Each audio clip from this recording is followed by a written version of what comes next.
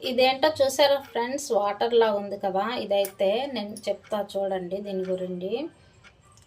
ఇది ఆయుర్వేదం షాపులకు వెళ్ళి, మా ఊళ్ళో అయితే అలాంటి షాపులని వానపాము కొట్లు అంటారు. మరి మీ ఊళ్ళో అయితే ఆయుర్వేదం షాపులు అంటారో ఇంకేమైనా అంటారో, అలాంటి చోట్ల అయితే దొరుకుతుంది.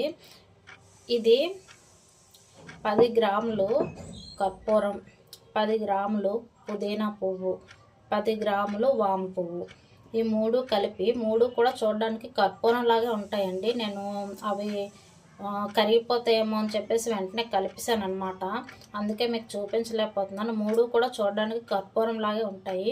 ఆ 3 కూడా మీరేం చేయక్కర్లే, అలా తెచ్చుకుని ఇలాంటి గాజు సీసాలో వేసి 3 కొంచెం ఇలా మిక్స్ చేసేసరికి 1 గంటకి ఇలా వాటర్ లాగా అయిపోతుందండి.